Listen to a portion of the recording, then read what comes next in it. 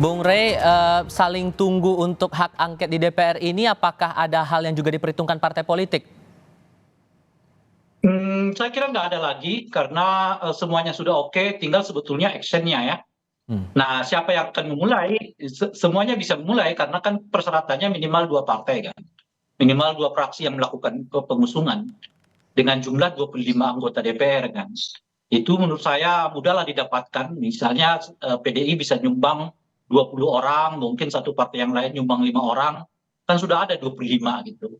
Mbak Ibu Irma Suryani, saya kira akan siap mengusung ya, Bu Irma ya. Siap, tentu Agak, siap. setidaknya saya udah dapat Sesuai dua nih. dengan Iya, tadi pagi saya dengan Bung Daniel dari PKB, beliau juga siap. Sekarang Mbak Irma udah siap, udah dua, dan PDI macam-macam. Saya kira udah tinggal tunggu tanggal 5 Maret lah Mas. Dan dinamikanya menurut Anda ini akan mulus perjalanannya?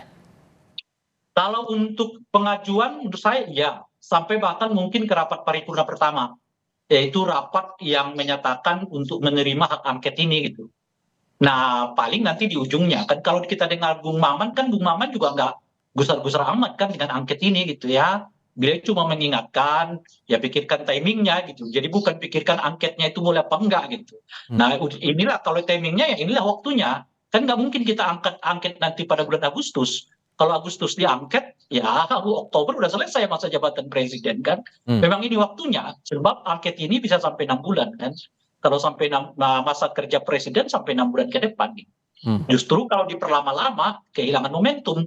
Presidennya sudah nggak ada, baru keputusan DPR-nya dibuat, kan aneh juga gitu. Oke. Kalau begitu Bu Irma, karena yang terakhir yang muncul juga perbincangannya, diskursusnya, kapan nih kira-kira Pak Surya Paloh akan melakukan pertemuan begitu dengan Bu Megawati? Apakah ini sudah ada penjadwalan atau rencana pertemuan begitu untuk membahas hak angket ini? terkait dengan hak angket ini, Ketua Umum kami sudah menyampaikan ke seluruh anggota Dewan di DPR untuk siap ya mendukung penuh hak angket ini. Jadi ada pertemuan ataupun tidak ada pertemuan dengan Bu Mega, kami siap ya, siap dengan mendukung penuh hak angket ini. Jadi sebenarnya nggak perlu nunggu pertemuan dengan Bu Mega dulu baru kemudian kami mendukung hak angket, tidak. Hari ini pun kami sudah siap ya, sudah siap dengan seluruh kekuatan penuh untuk mendukung hak angket ini. Kenapa? Karena memang ini hak konstitusional yang memang dijamin oleh undang-undang dan inilah yang memang harus dilakukan sesuai dengan regulasi. Jadi kenapa harus menunggu pertemuan dengan Bu Mega dan lain sebagainya? Ya tidak perlu seperti itu menurut saya. Dan topik besarnya itu dalam hak angket ini tidak hanya Pilpres tapi juga Pileg juga akan dibawa isu ini? Semua ya, semua Pileg dan Pilpres itu menjadi satu kesatuan.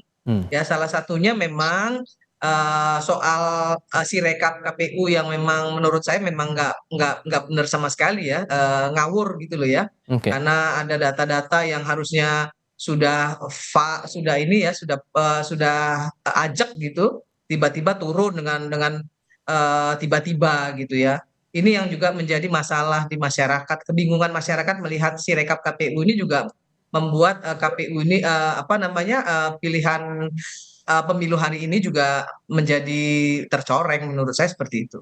Oke, karena posisi Golkar sudah jelas menolak, Bung Maman, apakah kemudian ada langkah-langkah politik yang diambil Golkar untuk biar... Saya kira Golkar tidak menolak, mereka tidak ingin ikut menandatangani hak pengajuan. Tapi nanti kita nggak tahu di paripurna. Kalau gitu saya kasih giliran ke Kang Maman kalau gitu. Bung Maman, gimana tuh secara politik ya terakhir, singkat saja.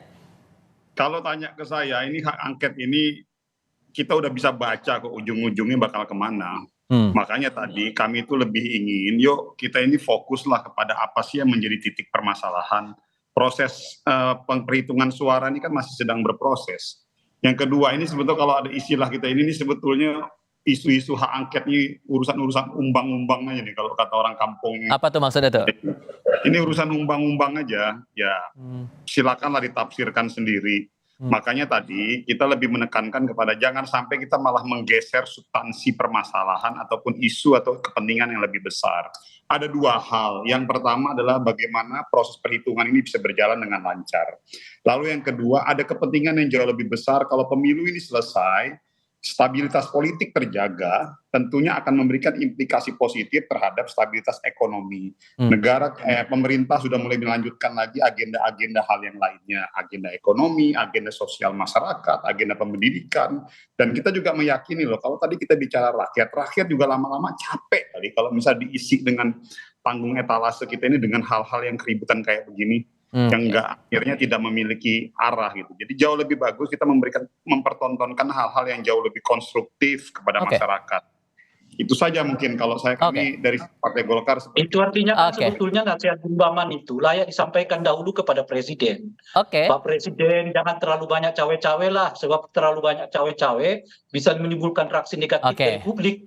Akibatnya pelaksanaan pilpres kita sudah bermasalah dan jadi urusannya panjang gitu kira-kira. Baik, kita mungkin akan lanjutkan diskursus ini di pertemuan berikutnya. Bapak Ibu sekalian, terima kasih banyak sudah hadir dalam diskusi di Kompas Petang kali ini. Sehat selalu semuanya. Selamat sore. Yuk, selamat.